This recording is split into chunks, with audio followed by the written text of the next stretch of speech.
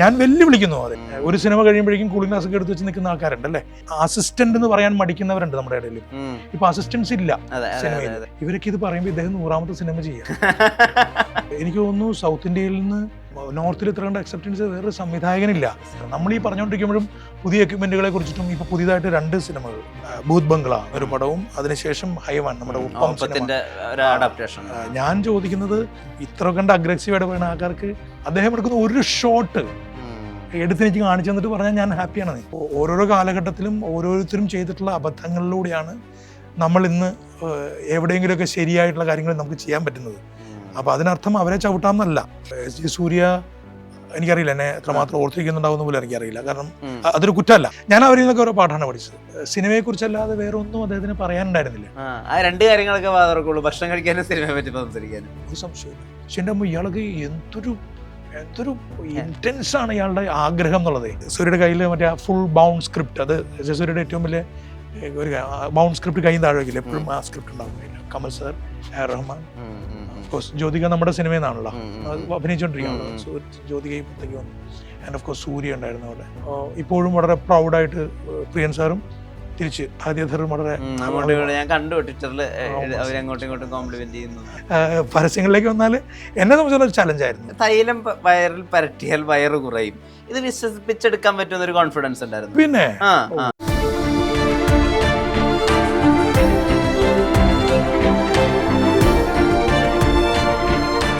Own your pride. Pride Diamond Collections by Joya Lucas, world's favorite jeweler.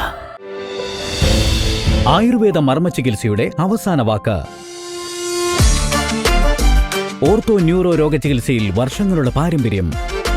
എടമനശ്ശേരി spine hospital private limited, Coimbatore. അദ്ദേഹത്തിനുള്ള due അല്ലെങ്കിൽ അദ്ദേഹത്തിന് കൊടുക്കേണ്ട ഒരു respect പലപ്പോഴും ഇപ്പോൾ പണ്ടത്തെ പടങ്ങളെടുത്ത് കോപ്പി അടിച്ച് ചെയ്യുന്നു എന്നൊക്കെയുള്ള വിമർശനങ്ങളിൽ അദ്ദേഹം എടുത്തിട്ടുള്ള ചില എഫേർട്ട് അല്ലെങ്കിൽ ചില പുഷ് എങ്ങനെ ആളുകൾക്ക് കാഞ്ചീപുരത്തിനൊക്കെ വിസ്മരിച്ചിട്ട് സംസാരിക്കാൻ പറ്റുമെന്ന് ഞാൻ ആലോചിച്ചിട്ടുണ്ട്. ഇപ്പോൾ ഈ അടുത്ത് പടക്കളത്തിന് തന്നെ എൻ്റെ ഫിലിം മേക്കർ ഭയങ്കര വലിയ പ്രിയദർശൻ ഫാനാണ്. അപ്പോൾ ഒരു പോഡ്കാസ്റ്റിൽ ചോദിക്കുന്നുണ്ട് പുള്ളി കോപ്പി അടിച്ചിട്ടല്ലേ. അപ്പം പറയുന്നുണ്ട്, ഈ ഡയറക്ടർ പറയുന്നുണ്ട്, അത് എളുപ്പമല്ല ബ്രോ, ഒട്ടും എളുപ്പമല്ല. കേപ്പ് ടൗണിൽ നടന്നൊരു കാര്യം എടുത്തിട്ട് നിങ്ങൾ തിരുവനന്തപുരം സിറ്റിയുടെ അവിടെ കൊണ്ട് പ്ലേസ് ചെയ്യാന്ന് പറഞ്ഞാൽ ഒട്ടും എളുപ്പമല്ല. അതിനൊരു ബ്രില്യൻസ് വേണം. അതിനെ നിങ്ങൾ തരം താഴ്ത്തി പറയുന്നുണ്ട്. ഇദ്ദേഹം തമാശക്കാണെങ്കിൽ പോലും അദ്ദേഹം അതിനെ കൗണ്ടർ ചെയ്യുന്നുണ്ട്. ആക്ച്വലി അദ്ദേഹത്തിന് ആ ഒരു റെസ്പെക്ട് നമ്മൾ കൊടുത്തിട്ടുണ്ടോ, ആ പേ ഓഫ് കൊടുത്തിട്ടുണ്ടോ? അദ്ദേഹം അത് ആഗ്രഹിച്ചിട്ടുണ്ടോ? വളരെ വളരെ വളരെ ഗൗരവമുള്ളൊരു ചോദ്യമാണ്. ഒന്ന്, അദ്ദേഹത്തിൻ്റെ കൂടെ അതാദ്യം തന്നെ ഞാൻ പറയുകയാണ്, ഒന്ന് അദ്ദേഹത്തിൻ്റെ കൂടെ പണിയെടുത്തിട്ടുള്ള ധാരാളം ആൾക്കാർ ഒരാൾ മാത്രമാണ് ഞാൻ. അപ്പോൾ ഞാനാണ് അതിന് ഉത്തരം പറയേണ്ടതെന്ന് സംശയം. 2, ഒരു സിനിമാ വിദ്യാർത്ഥി എന്നുള്ള നിലയിൽ ഓഫ് കോഴ്സ് പ്രിയൻ സാറിൻ്റെ അസിസ്റ്റൻ്റ് എന്നുള്ള നിലയ്ക്ക് കൂടി എന്നെ ജനങ്ങൾക്ക് അറിയാമെന്നുള്ളതുകൊണ്ട്, കുറച്ച് പേർക്ക് അറിയാമെന്നുള്ളതുകൊണ്ട് എനിക്കിത് പറയാൻ പറ്റുമെന്ന് എനിക്ക് തോന്നുന്നു. അവിടെ ഒരു പ്രേക്ഷകന്റെയും സിനിമ പഠിക്കുന്ന ഒരാളുടെയൊക്കെ സ്വാതന്ത്ര്യം മതി. ആ ഒരു റൈറ്റ്സ്, ആ ഒരു അവകാശം വെച്ചിട്ട് ഞാൻ പറയാം. ഇവരൊക്കെ ഇത് പറയുമ്പോൾ ഇദ്ദേഹം 100ാമത്തെ സിനിമ ചെയ്യാം. അതൊന്ന്. 2, എനിക്ക് തോന്നുന്നു സൗത്ത് ഇന്ത്യയിൽ നിന്ന് ഇത്ര കണ്ട് അക്സെപ്റ്റൻസ് കിട്ടിയിട്ടുള്ള ഒരു നോർത്തിൽ ഇത്ര കണ്ട് അക്സെപ്റ്റൻസ് വേറൊരു സംവിധായകനില്ല. പിന്നെ എനിക്ക് അത്ര കണ്ട് പിന്നെ വേറെ എന്നുള്ളത് സോഷ്യൽ മീഡിയയിലേക്കാണ് പറയുന്നത്. ഇദ്ദേഹത്തെക്കുറിച്ച് എന്തെങ്കിലും അഭിപ്രായ വ്യത്യാസമുള്ളവർ അത് പറയുന്നുണ്ടെങ്കിൽ പറയാതിരിക്കുന്ന ഒരു 95% ആൾക്കാർ അപ്പുറത്തുണ്ട്. അവർക്ക് ഇദ്ദേഹത്തിൻ്റെ ആരാധകരാണ്. പിന്നെ ഈ കയ്യടി കിട്ടാൻ വേണ്ടി മാത്രം അത് മാത്രം പ്രതീക്ഷിച്ച് നമുക്കൊരു കാര്യം ചെയ്യാൻ പറ്റില്ലല്ലോ. അത് ഏറ്റവും കൂടുതൽ ഞാൻ മനസ്സിലാക്കിയിട്ടുള്ളത് എൻ്റെ ഗുരുവിൽ നിന്നാണ്. ഞാൻ അഭിമാനത്തോടെ പറയുന്നത്. സിനിമകൾ ഹിറ്റാവുമ്പോഴും ഞാൻ അദ്ദേഹത്തിൻ്റെ കൂടുതലുണ്ടായിട്ടുണ്ട്.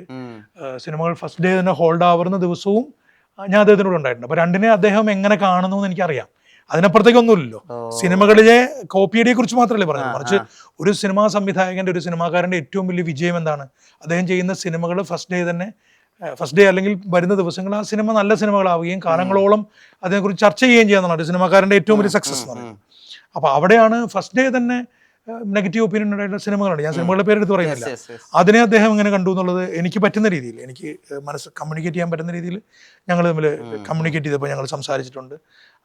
ഹിറ്റായപ്പോഴും ഞാൻ അദ്ദേഹത്തെ കണ്ടിട്ടുണ്ട്. ഒരു പടം ഹിറ്റാകുമ്പോൾ നമ്മൾ മറ്റൊരു പടത്തിൻ്റെ ഷോട്ട് എടുത്തുകൊണ്ടിരിക്കുക. ഒരു ഫോൺ കോൾ കഴിഞ്ഞിട്ട് ഇങ്ങനെ മുഖത്തേക്ക് നോക്കിയിട്ട് കാണിച്ചു, അത്രേ കാണിച്ചുള്ളൂ. അപ്പോൾ സ്വാഭാവികമായിട്ട് എന്നോടത് പറയാൻ മാത്രമുള്ള അടുപ്പം ഞങ്ങൾ തമ്മിൽ ആയിട്ടില്ല. അപ്പോൾ അടുത്ത് എന്നെ കണ്ടു, അപ്പോൾ ആ സന്തോഷം പുള്ളി എൻ്റെ മുഖത്തേക്കൊക്കെ എക്സ്പ്രസ് ചെയ്തു. അപ്പോൾ എന്നേക്കാൾ സീനിയർ ആയിട്ടുള്ള ആൾക്കാർ ഓടി അടുത്തേക്ക് വന്നു. ഞാൻ ഇപ്പോൾ തോണ്ടി അടുത്ത് നിന്ന് ആൾക്കാരെ തോണ്ടി, ഞാൻ ആരുടെയും പേര് പറയില്ല, തോണ്ടി. അപ്പോൾ അവരുടെ അടുത്തേക്ക് വന്നപ്പോൾ അവരോടും എന്നോടുമായിട്ട് പറഞ്ഞു പടം ഹിറ്റാണ്. അടുത്ത ഷോട്ട് ലാലിനോടൊന്ന് അവിടുന്ന് 1500 ടെലി എന്ന് പറയാം, ഒന്ന് അവിടെ നിന്ന് ഇങ്ങോട്ട് ലാലു കറക്റ്റായിട്ട് ഓടി ഒന്ന് പറ, എനിക്ക് അങ്ങോട്ട് ഓടിച്ചെന്ന് പറയാൻ പറ്റില്ല എന്ന് പറഞ്ഞാൽ അദ്ദേഹം അടുത്ത ഷോട്ടിലേക്ക്, ഞാനിപ്പോൾ ഏതാ സിനിമ എന്ന് ഞാൻ പറയില്ല. അപ്പോൾ അതാണൊരു മനുഷ്യൻ പഠിക്കേണ്ടത്. ഞാനിപ്പോൾ ഒരാളെ കുറിച്ചല്ല പറയുക, മാസ്റ്റേഴ്സ് ആയിട്ടുള്ള ആൾക്കാർക്ക് എല്ലാവർക്കും അവരുടെ ജോലി ചെയ്ത് കഴിഞ്ഞാൽ അതിന് കിട്ടുന്ന അപ്രീസിയേഷനെ കുറിച്ചുള്ള അവരുടെ എക്സ്പ്രഷൻ ഇതാണ്. അപ്പോൾ ഇതേ നിലപാട് തന്നെയാണ് ഒരാൾ ഒരു മോശം അഭിപ്രായം പറഞ്ഞാലെന്നാണ് ഞാൻ മനസ്സിലാക്കിയിട്ടുള്ളത്. പിന്നെ ഓഫ് കോഴ്സ് ചില സമയങ്ങളിൽ വളരെ വൾണറബിൾ ആവും, മനുഷ്യൻ എപ്പോഴും ഒരുപോലെ ഒന്നും ഇരിക്കില്ല. അപ്പോൾ ആ വൾണറബിൾ ആവുന്ന സമയങ്ങളിൽ ചിലപ്പോൾ പറയുമ്പോൾ എടോ അവരൊക്കെ നമ്മുടെ പടത്തെക്കുറിച്ച് ഇങ്ങനെ പറയുന്നു, യുവമാരൊക്കെ ഇങ്ങനെ ചെയ്തിരുന്നൊക്കെ പറയാറുണ്ട്. അതിപ്പോൾ എല്ലാ മനുഷ്യരും പറയുന്നതാണ്. ഞാനിതിനെ കാണുന്നത് നമ്മളാണ് ഇവരെ പിടിച്ച് പോസ്റ്റേ കയറ്റുന്നതും പോസ്റ്റിൽ നടക്കുന്നതും.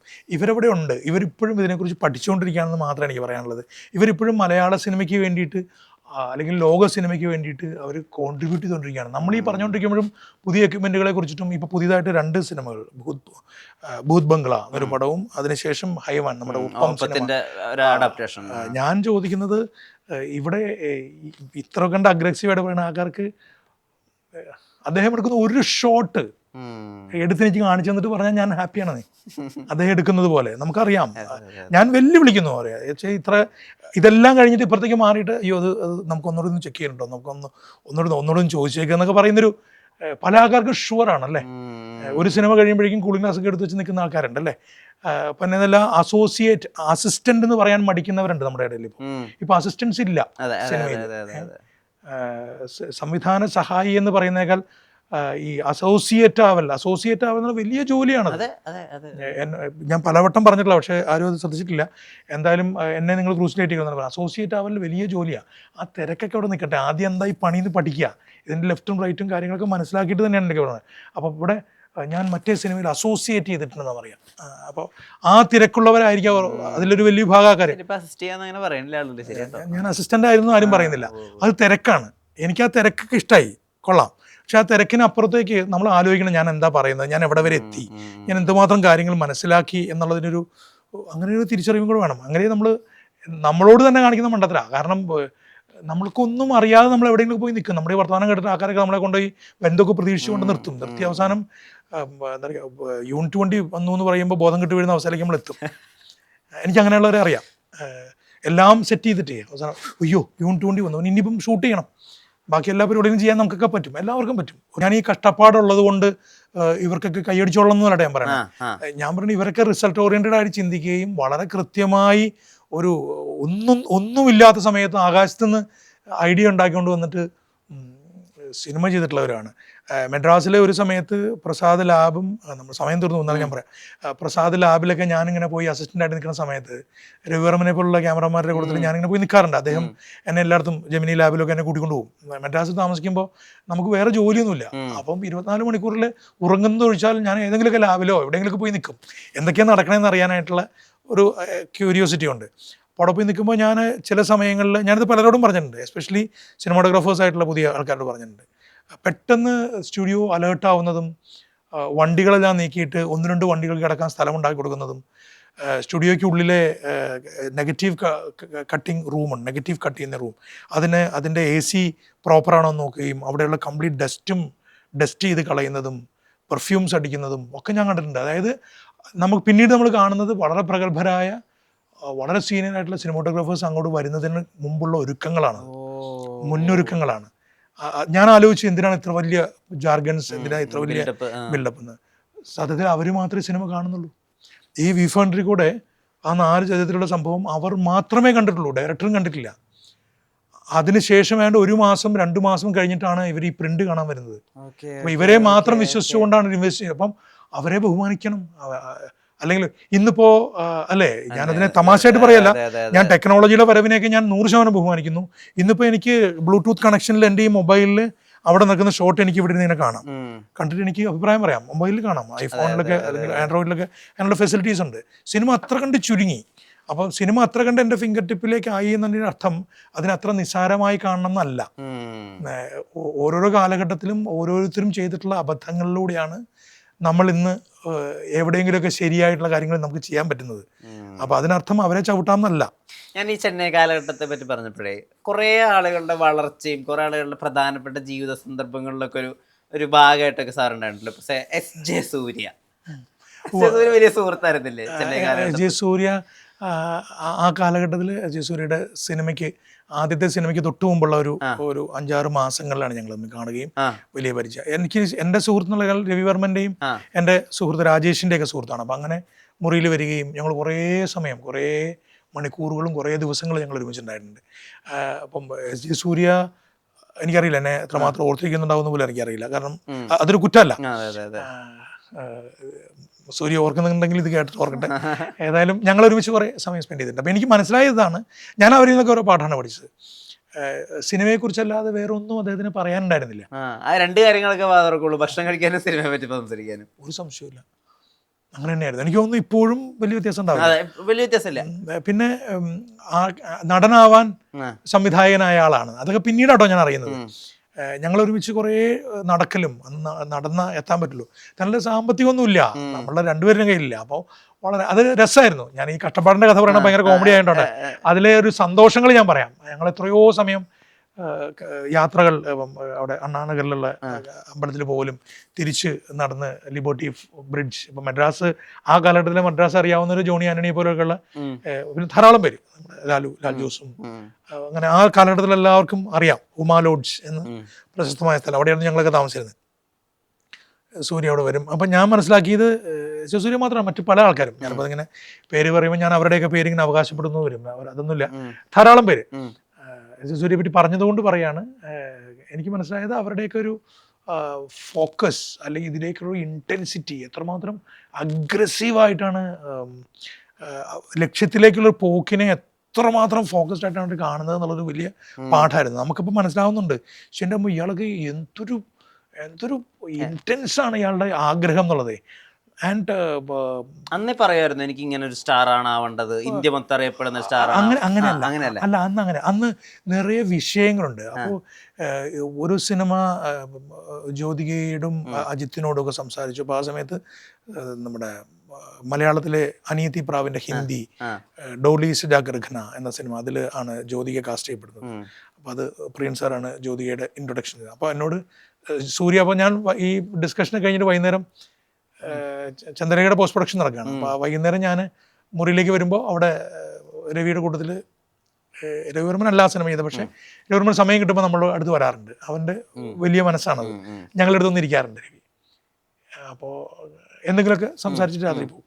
അപ്പോൾ അന്നേരം ആ സമയത്താണ് സൂര്യ എന്നോട് പറഞ്ഞത്, ഇങ്ങനെ ഞാൻ എൻ്റെ ഹീറോയിനായിട്ട് ആണ് ശരിക്കും ഒരു പക്ഷേ ഡെബ്യൂ ആയിട്ട് വരേണ്ടിരുന്ന ആ സിനിമയാണ് പ്രിയൻ സാറിൻ്റെ സിനിമ. ജീവ സാർ പറഞ്ഞിട്ട് തമിഴ് സിനിമയുടെ ഒരു റെസ്പെക്റ്റ് ഉണ്ടല്ലോ, ഭയങ്കര ഡ്യൂ റെസ്പെക്റ്റ് ആണ്. സാറെന്ന് വിളിച്ചിട്ട് നമ്മളെയും സാറെന്നൊക്കെയാണ് വിളിച്ചിരുന്നത്. ഞാൻ പ്രിയൻ സാറിൻ്റെ അസിസ്റ്റന്റ് എന്ന് പറയുന്ന ഒറ്റ പ്രിവിലേജിലാണ് നമ്മളെ സാറെന്ന് വിളിച്ചിരുന്നത്. അപ്പം பண்ண வேண்டியிருந்தது. அப்புறம் கமல் சார் கிட்ட கதை சொல்லியிருக்கு, நாகார்ஜுனா கிட்ட கதை சொல்லியிருக்கு, அண்ட் ஒரு வேளை சிம்ரன் தான் நடிக்க போகிறாங்க அந்த படத்தில். സിനിമ അല്ലാതെ വേറൊന്നുമില്ല. പ്രവീൺ ഗാന്ധി, രക്ഷകൻ പ്രവീൺ ഗാന്ധിയൊക്കെ നമ്മുടെ കൂടെ അവിടെ സൂര്യയുടെ കൂട്ടത്തിൽ വന്നിട്ടുണ്ട്. അവരൊക്കെ സംസാരിക്കുന്നത്. അപ്പോൾ ഞാൻ മനസ്സിൽ ഇവർ, എനിക്ക് തോന്നുന്നു ഇപ്പോഴത്തെ കുട്ടികളും അങ്ങനെയൊക്കെ തന്നെ. ഇപ്പോൾ എറണാകുളത്ത് നമ്മൾ കാണുന്ന കൂട്ടായ്മകളിലൊക്കെ അവരും സിനിമയെക്കുറിച്ചാണ് പറയുന്നത്. ഇപ്പം ഇന്നത്തെ ആർട്ടിസ്റ്റുകളെ കുറിച്ചും ടെക്നിക്കാലിറ്റീസിനെ കുറിച്ചും സംസാരിക്കുന്നുണ്ടാവുക. എനിക്കെന്ന് മനസ്സിലായത് അന്നത്തെ ഇതൊക്കെ എത്രയോ ദൂരെ, ഈ സ്റ്റാർഡം എന്ന പരിപാടിയൊക്കെ ഉണ്ടല്ലോ, അതൊക്കെ എത്രയോ ദൂരെയാണെന്നൊക്കെ നമുക്ക് തോന്നിയിരുന്ന കാര്യം നമ്മളവിടെ ഉണ്ട് എന്നല്ലാതെ. നമുക്കിപ്പം കമൽഹാസൻ എന്ന് പറയുമ്പോൾ നമ്മൾ കാണാൻ കൊതിക്കുന്നതാണ്. പക്ഷേ സൂര്യയുടെ ഖുഷി എന്ന സിനിമയുടെ പൂജയ്ക്ക് ഞങ്ങൾ ഇപ്പുറത്തെ രാക്കിളിപ്പാട്ട് 3 ലാംഗ്വേജിലുള്ള സിനിമയുടെ 3 ക്ലാപ്പിൽ ഒരു ക്ലാപ്പ് ജനറൽ ക്ലാപ്പും മലയാളം ക്ലാപ്പും എൻ്റെ കയ്യിലുണ്ട്. തമിഴ് ആൻഡ് കന്നഡം ക്ലാപ്പ് ചെയ്തിരുന്നത് നമ്മുടെ ഇപ്പോഴത്തെ വലിയ സംവിധായകനായ വിക്രം കെ കുമാർ, 24 വിക്രമാണ്. വിക്രം ഞങ്ങളൊക്കെ ഒരുമിച്ച്. അപ്പോൾ രാജേഷ് വളരെ അടുത്ത സുഹൃത്തു കൂടെയാണ്. അപ്പോൾ സൂര്യ ഞങ്ങളെ അവിടുന്ന് വിളിച്ചു, തൊട്ടപ്പുറത്തെ ഫ്ലോറിൽ ഒരു പൂജയാണെന്ന് പറഞ്ഞു. അപ്പോൾ ഞങ്ങൾ ആ ക്ലാപ്പൊക്കെ കൂടെ കൊടുത്തിട്ട് ഞാനും രാജേഷും വിക്രമും രാജ്കുമാർ തമ്പി, ശ്രീകുമാർ തമ്പിയുടെ രാജ്കുമാർ, ഞങ്ങളൊക്കെ ഒരുമിച്ച് സൂര്യയുടെ അടുത്ത സിനിമയുടെ. അപ്പം സൂര്യയുടെ കയ്യിൽ മറ്റേ ഫുൾ ബൗണ്ട് സ്ക്രിപ്റ്റ്, അത് സൂര്യയുടെ ഏറ്റവും വലിയ ഒരു ബൗണ്ട് സ്ക്രിപ്റ്റ് കയ്യിൽ താഴെ വയ്ക്കില്ല, എപ്പോഴും ആ സ്ക്രിപ്റ്റ് ഉണ്ടാവും കയ്യിൽ. കമൽ സാർ, റഹ്മാൻ, ഓഫ്കോഴ്സ് ജ്യോതിക നമ്മുടെ സിനിമയിൽ നിന്നാണല്ലോ അഭിനയിച്ചുകൊണ്ടിരിക്കുകയാണല്ലോ. ജ്യോതിക ഇപ്പുറത്തേക്ക് വന്നു. ആൻഡ് ഓഫ് കോഴ്സ് സൂര്യ ഉണ്ടായിരുന്നു അവിടെ. അപ്പോൾ ആ പൂജയിൽ പങ്കെടുത്തു. പിന്നീട് ഖുഷി സൂപ്പർ ഹിറ്റ് ആവുന്നു. അപ്പോൾ നമ്മൾ ആ വളർച്ച നമ്മളിങ്ങനെ കാണുന്നുണ്ട്. ഖുഷിയിൽ റെയിൽവേ സ്റ്റേഷൻ സീക്വൻസ് ഒക്കെ ഷൂട്ട് ചെയ്യുന്ന സമയത്ത് സൂര്യ പറഞ്ഞിട്ട്, ജീവ സാർ പറഞ്ഞിട്ട്, രാജേഷ് ഒരു കുറച്ച് ദിവസങ്ങളിൽ ആ റെയിൽവേ സ്റ്റേഷൻ ക്രൗഡ്, രാജേഷാണ് ചന്ദ്രലേഖയുടെ ഒക്കെ ക്രൗഡൊക്കെ ചെയ്യുന്നത്. അപ്പോൾ ജീവ സാറിന് രാജേഷിന് വളരെ വലിയ കാര്യമാണ്. പണിയെടുക്കുന്ന ആൾക്കാരെയൊക്കെ ജീവ സാർ എപ്പോഴും പ്രോത്സാഹിപ്പിച്ചുകൊണ്ടിരിക്കും. എന്നോട് ചോദിച്ചിട്ടുണ്ട്, ഇപ്പോൾ എപ്പോൾ പടം പണിപ്പോൾ രാഷ്ട്രീയ കാരണം அவங்க കേരളത്തിലിരിക്കുന്നു, എപ്പോഴാണ് ഇങ്ങോട്ട് പറയുന്നത് ചോദിച്ചിട്ട് എന്നോട് എന്നെ ഇടയ്ക്ക് സാർ വിളിച്ചൊക്കെ സംസാരിക്കും. അപ്പോൾ അങ്ങനെ ഖുഷിയുടെ റെയിൽവേ സ്റ്റേഷൻ സീക്വൻസ് ചെയ്യുമ്പോൾ രാജേഷ് പോയി വർക്ക് ചെയ്തിരുന്നു. നമ്മളിപ്പോൾ രാഖ്ലിപ്പാട്ടിൻ്റെ പോസ്റ്റ് പ്രൊഡക്ഷൻ ചെയ്തുകൊണ്ടിരിക്കുകയാണ്. അപ്പോൾ ആ കാലഘട്ടത്തിൽ ഇതൊക്കെ അടുത്തടുത്തായിരുന്നു. സോ വളരെയും നമ്മുടെ ആര്യ, ആക്ടർ ആര്യയും ഞങ്ങൾക്ക് ഒരുമിച്ച് എത്രയോ സിനിമകൾ കാണാൻ പോയിട്ടുണ്ട്. ഒത്തിരി പേര്. ഇപ്പം അതൊരു കാലം പല സംഗീത സംവിധായകരെയും നമ്മൾ കണ്ടിട്ടുണ്ട്. പിന്നീട് ഒരു വളരെ പ്രഗത്ഭരായിട്ടുള്ള ആൾക്കാരായിട്ട് കണ്ടിട്ടുണ്ട് ഒത്തിരി പേര്. ഞാനിപ്പോൾ ആ സാലിഗ്രാം മദ്രാസിൽ ഇതൊരു പുതിയ കഥയല്ല. ഇതിപ്പോൾ കേൾക്കുമ്പോൾ സിനിമയിൽ വളരെ സീനിയറായിട്ടുള്ള ആൾക്കാരൊക്കെ ചിരിക്കണ്ട, ഇവനെന്താ വലിയ കാര്യമായിട്ട് പറയുന്നത്. സത്യത്തിൽ അങ്ങനെയാണല്ലോ. മദ്രാസ് എന്ന് പറയുന്നത് സൗത്ത് ഇന്ത്യയുടെ സിനിമ ഹബ്ബായിരുന്നു. അപ്പോൾ അവിടെ നമ്മളിങ്ങനെ നടക്കുമ്പോൾ തന്നെ നമുക്ക് കാണാം വളരെ പ്രഗത്ഭരായിട്ട് പിന്നീട് മാറിയ പല ആൾക്കാരെയും നമ്മൾ ആ ശാലിഗ്രാമിലെ വഴിയിലും അവിടുത്തെ പഴമുതിർ ചോലയിലും ഇപ്പുറത്തെ ശ്രീരാഗ് ഹോട്ടലിലും ആ ബ്രിഡ്ജും അതിൻ്റെ പരിസരങ്ങളിലുണ്ടാവും. പിന്നെ ഏതെങ്കിലുമൊക്കെ രീതിയിൽ അവിടെയുള്ളവരൊക്കെ കണക്റ്റഡ് ആണ് സിനിമയുമായിട്ട്. കോടമ്പാക്കത്തും വടപ്പള്ളിയിലൊക്കെ ഉള്ള മസാഫി ഹോട്ടലിൻ്റെ സൈഡുകളകത്തേക്കുള്ള വഴിയിൽ പോയാൽ അവിടെയുള്ളവരൊക്കെ ഏതെങ്കിലുമൊക്കെ രീതിയിലായിട്ട് സിനിമയുമായിട്ട് കണക്റ്റഡ് ആണ്. മലയാളം കണക്ഷൻസ് ഉള്ളവരുണ്ടാവും. അപ്പോൾ അങ്ങനെയുള്ളവരായിട്ട് നമുക്ക് കൂടുതൽ ബന്ധപ്പെടാം.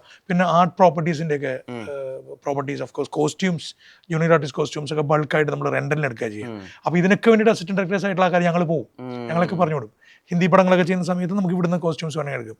അപ്പം അതിനൊക്കെ പോകും. അങ്ങനെ പേരെടുത്ത് പറയാൻ പോയി അത് ഭയങ്കര കോമഡി ആയി പോകുന്നുണ്ട്. ഒത്തിരി പേര് നമ്മൾ ആ വഴിയിൽ, ആ നാൾ വഴികളിൽ നമ്മൾ കണ്ടിട്ടുണ്ട്.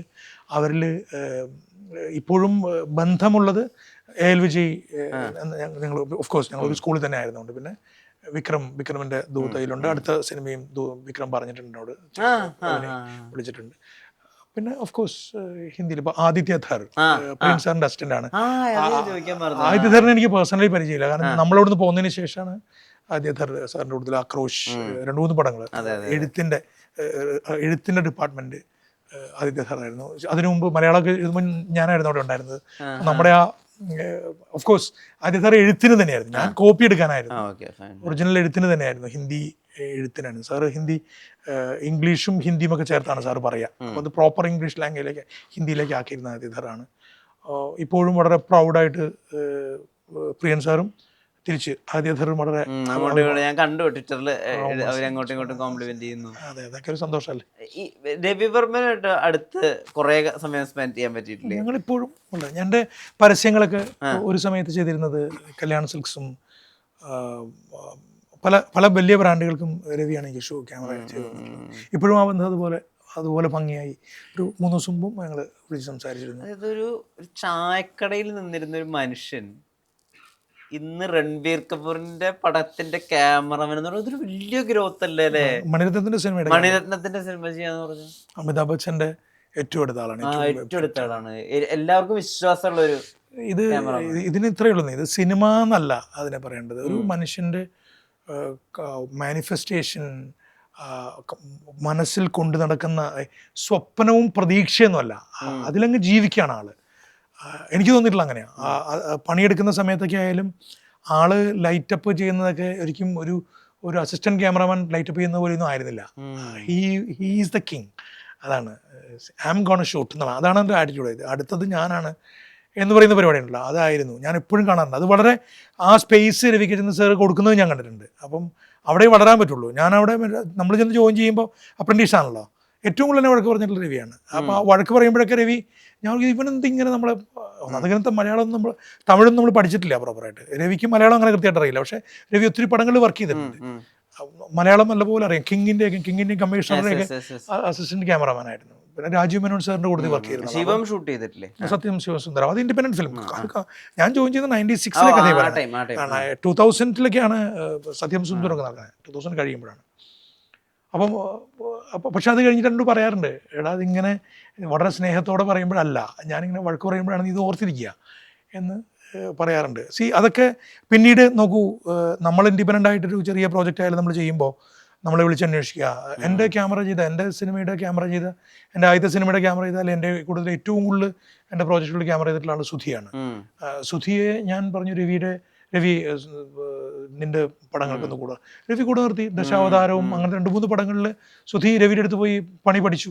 അപ്പോൾ എനിക്കതുകൊണ്ട് അതൊരു വലിയ സുധിയുടെ ക്യാൻവാസിൻ്റെ പെർസ്പെക്റ്റീവ് മാറി. സുധി അങ്ങനെ വേറെ അത്ര വലിയ പ്രോജക്റ്റുകളിലൊന്നും ആയിരുന്നില്ല അതിനു മുമ്പ് സുധി വർക്ക് ചെയ്തിട്ടുണ്ടായിരുന്നത്. പിന്നെ ഇൻഡിപെൻഡൻ്റ് ആയിട്ട് സിനിമ അഡ്വർടൈസ്മെൻറ്റ്സ് ഒക്കെ ചെയ്ത് തുടങ്ങുകയും ചെയ്തു.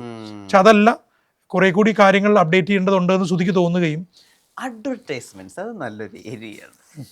എപ്പോഴെങ്കിലും ഒരു കുറ്റബോധം തോന്നിയിട്ടുണ്ടോ? ഞാൻ മലയാളിയുടെ കുറേ ഇൻസെക്യൂരിറ്റീസിനെ വിറ്റ് ഞാൻ കാശുണ്ടാക്കിയിട്ടുണ്ട് എന്നുള്ളത്, അല്ലെങ്കിൽ ഇപ്പോൾ പരസ്യങ്ങൾ ഉണ്ടാക്കിയിട്ടുണ്ടെന്ന് നോക്കുമ്പോൾ മറ്റേ ക്രീമുകൾ ഉണ്ടാക്കി അതിനെ പോപ്പുലറൈസ് ചെയ്തിട്ടുണ്ട്, വണ്ണം കുറയാനുള്ള തൈലങ്ങൾ. പിന്നെ എപ്പോഴെങ്കിലും ഒരു ഇത് തോന്നിയിട്ടുണ്ട് ഇത്രയൊക്കെ ചെയ്യണ്ടായിരുന്നില്ല അങ്ങനെ? ഇതേ നമ്മളൊരു പരിപാടിക്ക് ഇറങ്ങിത്തിരിക്കുന്നു, അത് ഏറ്റവും ഭംഗിയായി ചെയ്യുക എന്നുള്ളത് തന്നെയാണ് അതിൻ്റെ ഒരു അതാണ് അതിൻ്റെ എത്തിക്സ്, അതിൻ്റെ എസ്തെറ്റിക്സ് ഉണ്ടല്ലോ ഓരോ പരിപാടിക്കും ചെയ്യുക. അതിനെക്കുറിച്ചിട്ടുള്ളൊരു അതിന് ഞാൻ ഫിറ്റാണോ, അത് ഏറ്റവും ഭംഗി എനിക്ക് ചെയ്യാൻ പറ്റുമോ എന്നുള്ള ആലോചന മാത്രമാണ് വേണ്ടത് എന്നുള്ളതാണ് എൻ്റെ ഒരു. അല്ലാണ്ട് ശരിയും തെറ്റുമൊക്കെ ഓരോരുത്തരുടെ കാഴ്ചപ്പാടാണ്. ഇപ്പം സിംഹത്തിന് തോന്നുന്ന പോലെയല്ലോ മാൻകുട്ടിക്ക് തോന്നുക. സിംഹത്തിന്റെ പെർസ്പെക്റ്റീവിൽ നോക്കുമ്പം എന്തെങ്കിലും കഴിച്ചല്ലേ പറ്റും. മറിച്ച് മാൻകുട്ടിയുടെ അമ്മയും നമ്മൾ നോക്കുമ്പോൾ പാവം മാൻപയുടെ പാത്രമുള്ളൂ. അപ്പോൾ ശരിയും തെറ്റൊന്നുമില്ല, ഇതൊക്കെ വിശപ്പ് പോലെ ഇരിക്കും, അത്രയേ ഉള്ളൂ. അപ്പോൾ ഞാൻ പരസ്യങ്ങളിലേക്ക് വന്നാൽ എന്നെ സംബന്ധിച്ചുള്ള ഒരു ചലഞ്ചായിരുന്നു. നമ്മളിപ്പോൾ തൈലം വയറിൽ പരട്ടിയാൽ വയറ് കുറയും, ഇത് വിശ്വസിപ്പിച്ചെടുക്കാൻ പറ്റുന്ന ഒരു കോൺഫിഡൻസ് ഉണ്ടായിരുന്നു. പിന്നെ അതെ, എന്നേക്കാൾ കോൺഫിഡൻസ് ആ പ്രോഡക്റ്റ് ഉണ്ടാക്കുന്നവർക്കല്ലേ. അതാണ് നമ്മൾ ഫിലിം ഉണ്ടാക്കുന്ന ആൾ, നമ്മൾ പ്രോഡക്റ്റ് ഉണ്ടാക്കുന്ന ആളല്ല. ഒരു പ്രോഡക്റ്റ് ഉണ്ടാക്കി ആ പ്രോഡക്റ്റ് ഉണ്ടാക്കുമ്പോൾ എത്രയോ കാലത്തെ ഡിസ്കഷൻ തീർച്ചയായിട്ടും വേണം. ഡിസ്കഷൻ അല്ലെങ്കിൽ ആ പ്രോഡക്റ്റ് പല പ്രോഡക്റ്റ് ഈ പറഞ്ഞ പ്രോഡക്റ്റ് ഇല്ല ഇവിടെ, അതിൻ്റെതായിട്ടുള്ള കാരണങ്ങളുണ്ട്. നമുക്ക് ആ കാരണങ്ങൾ ഒരു കേസ് സ്റ്റഡി ആയിട്ട് വേണമെങ്കിൽ പിന്നീട് നമുക്ക് സംസാരിക്കാം. അപ്പം ആ പ്രോഡക്റ്റ് ഉണ്ടാക്കുന്ന ആള് അതിനുശേഷം ആ പ്രോഡക്റ്റ് എങ്ങനെ സെല് ചെയ്യാം എന്നുള്ള കുറിച്ച് ആലോചിക്കുന്നു, വേറെ ഏതെങ്കിലും പ്രോഡക്റ്റ് ഉണ്ടോ എന്ന് നോക്കുന്നു, ഇത് കോമ്പറ്റീറ്റേഴ്സ് ഇല്ലെന്ന് മനസ്സിലാവുമ്പോൾ ഒരു സന്തോഷം. അപ്പൊ എങ്ങനെയെങ്കിലും അതെന്തുകൊണ്ട് ഇല്ലാത്തതെന്ന് അന്വേഷിക്കണം. അതിന് ചില കാരണങ്ങളുണ്ടാവില്ല. അപ്പൊ അതൊക്കെ റെക്ടിഫൈ ചെയ്ത് വേണം ഈ പ്രോഡക്റ്റിന് ഡ്രഗ്സ് കൺട്രോൾ അങ്ങനെ പല പല ഇവിടെ നിയമമുണ്ടല്ലോ ഇവിടെ. അപ്പൊ അതെല്ലാം വെച്ചിട്ട് ആണ് ഈ പരിപാടിയിലേക്ക് എത്തുന്നത്. ലേബലിംഗ്, ആ ലേബലിങ്ങും അതിന്റെ ബ്രാൻഡിങ് ഒക്കെ വരുമ്പോഴേക്കും അഡ്വർടൈസിങ് ഏജൻസി പോലെ ഉണ്ടാവും, ഒരു മീഡിയ പ്ലാനിങ്ങിന്റെ ആൾക്കാരുണ്ടാവും. ഞാനൊരു മൂക്കുപിടി ഉണ്ടാക്കിയാൽ പോലും അത്രയും കൃത്യമായി ചെയ്യണമല്ലോ നമ്മൾ ഡിസ്കസ്. ഈ മലയാളിയുടെ മടിയാണോ അപ്പൊ വിറ്റെടുത്തത്? ഒരു പരിധിവരെ അതല്ലേ. തീർച്ചയായിട്ടും ഞാൻ ഒരു 2 അബദ്ധം പറ്റാം, 3ാമതും കൂടെ അബദ്ധം പറ്റിയാൽ അത് എൻ്റെ കുഴപ്പമാണ്. 2 അബദ്ധം നമ്മളെ കുടുക്കിൽ വീഴിക്കാൻ ശ്രമിച്ചവരുടെ കുഴപ്പമായിട്ട് കാണാൻ പാടില്ല. അപ്പം നമുക്കങ്ങനെ പറ്റിക്കൊണ്ടേയിരിക്കുകയാണല്ലോ. ഇപ്പം എന്തുകൊണ്ടാണ് ഇവിടെ ഓൺലൈൻ ഡെലിവറി പരിപാടികൾ ഇത്രയും സൗകര്യം എന്നത് നമ്മൾ ഏറ്റവും എളുപ്പം ഉപയോഗിക്കുന്ന ഒരു വാക്കാണ്, അതല്ലല്ലോ, മടിയല്ലേ. അപ്പോൾ അതെല്ലാ കാലത്തും ഉണ്ട്. മലയാളി അക്കാര്യത്തിൽ കേരളം ഒരു വലിയ കൺസ്യൂമർ സ്റ്റേറ്റായി മാറുന്നതിൻ്റെയും കാരണം അതാണ്. അത് മനസ്സിലാക്കുന്നവർ ഏത് പ്രോഡക്റ്റ് നോക്കിക്കോളൂ, ഇന്ന് ഇന്ത്യയിൽ ഇറങ്ങുന്ന ഏത് കോസ്മെറ്റിക്സ് ആയിക്കോട്ടെ, മറ്റേത് പ്രോഡക്റ്റ് ആയിക്കോട്ടെ, ഇനി മെഡിസിൻ സപ്ലിമെൻ്ററി ആണല്ലോ ഏറ്റവും കൂടുതലുള്ളത്, നിങ്ങൾ നോക്കിക്കോളൂ, നെയിം ഇറ്റ്, അത് ഏറ്റവും ആദ്യം വരിക കേരളത്തിലാണ്. നമ്മളാണ് ഏറ്റവും ആദ്യം പരീക്ഷിച്ച് നോക്കുക. നമ്മളൊരു തരം ഗിനിപ്പന്തികളെന്നോ മറ്റേ എലികളെന്നൊക്കെയാണ് പറയുന്നത്. നമ്മളിലാണ് ഏറ്റവും ആദ്യം പരീക്ഷിക്കാറ്. എനിക്ക് ഈ ഐഡിയ എങ്ങനെ കിട്ടിയെന്ന് പറഞ്ഞാൽ കൊള്ളാമെന്നുണ്ട്. അതായത് മുടി വളരുന്ന ഒരു സാധനം, ഒരു ഓയിൽ. അപ്പോൾ അത് ആദ്യം നിങ്ങൾ ഒരു രീതിയിൽ വർക്കൗട്ട് ചെയ്തത് ഭയങ്കര ഹിറ്റായി. അതായത് ത്രൂ ഗ്രാഫിക്സ് മുടി ഇങ്ങനെ പനങ്കുല പോലെ വളർന്നു നിന്നൊരു പരസ്യമായിരുന്നു, അത് ഭയങ്കര ഹിറ്റായി, ഒരുപാട് ഇതായി.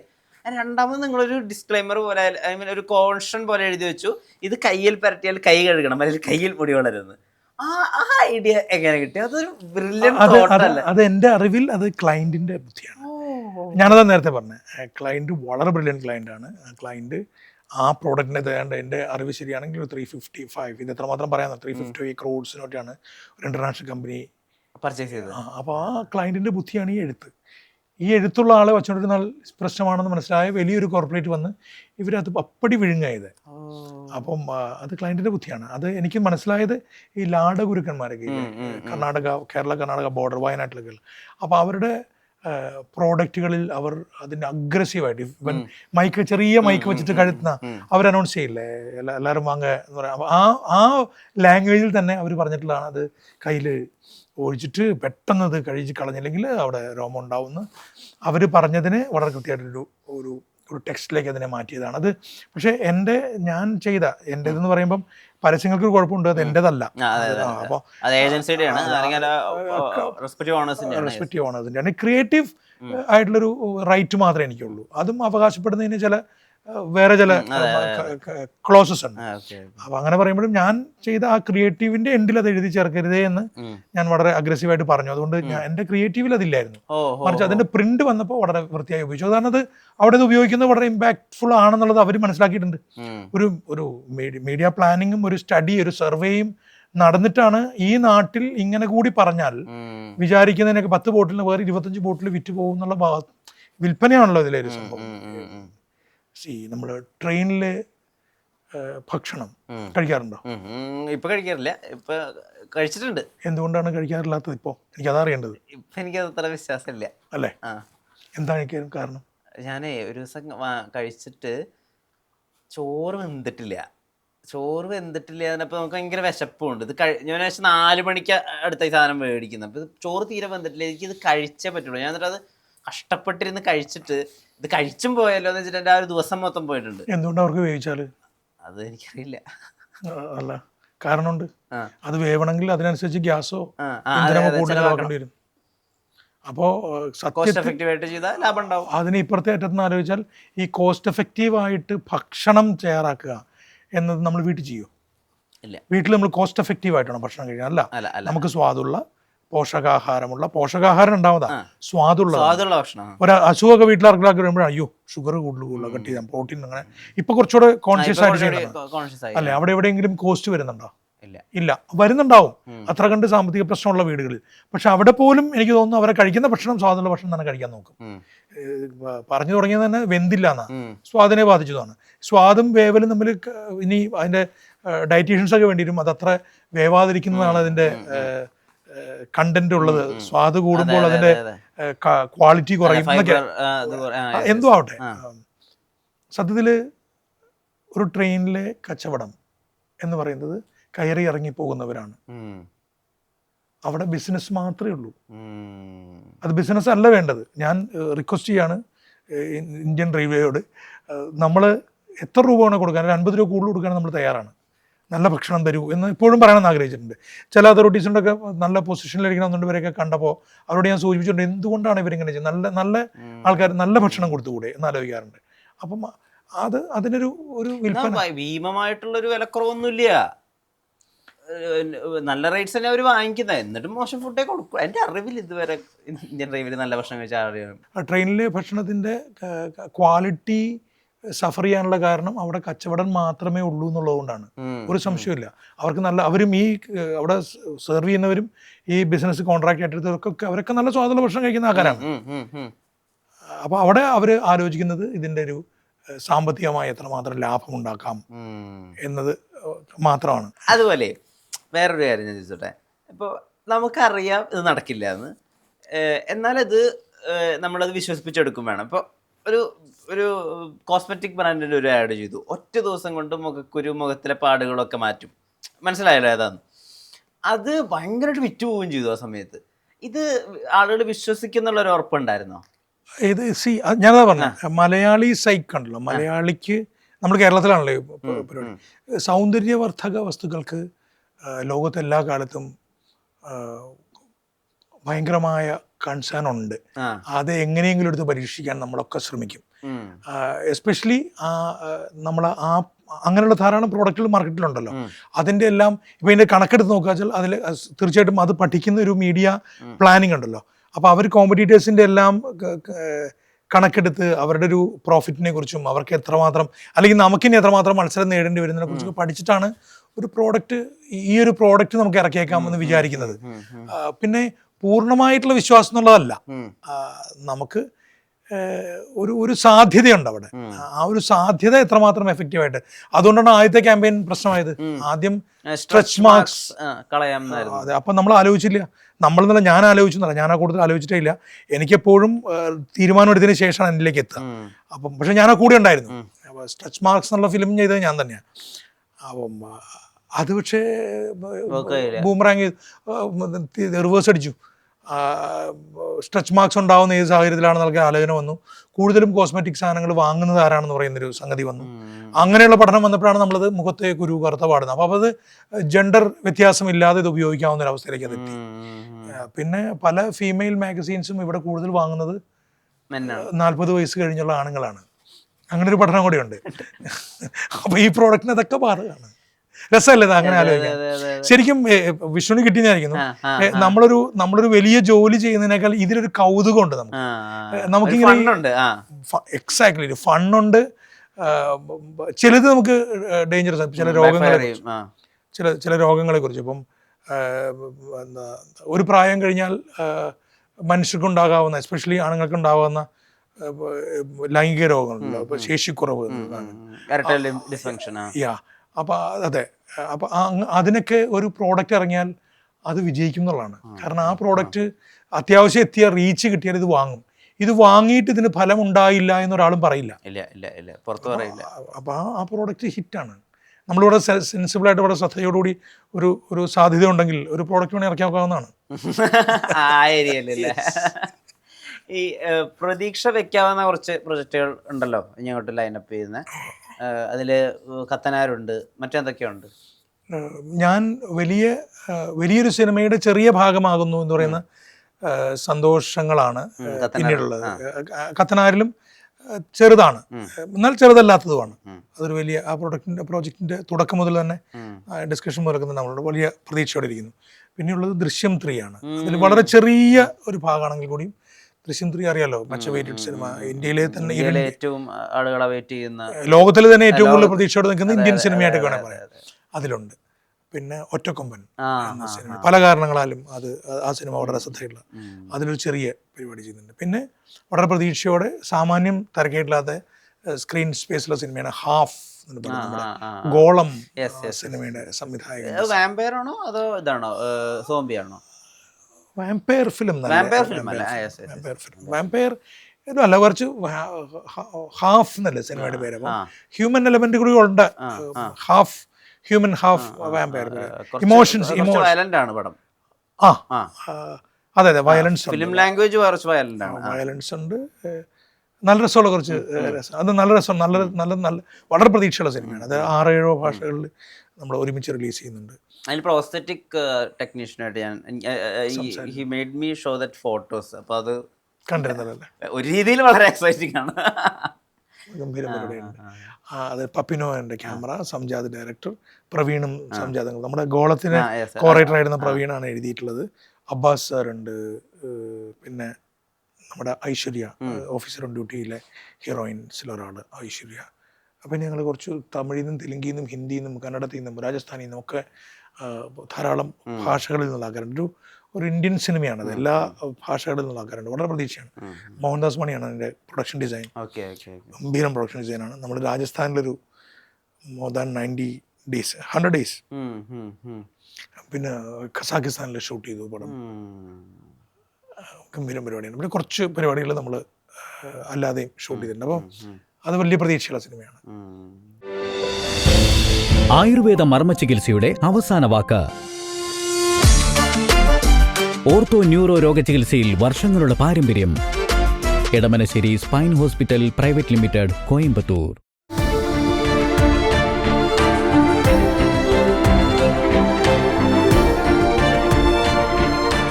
Own your pride.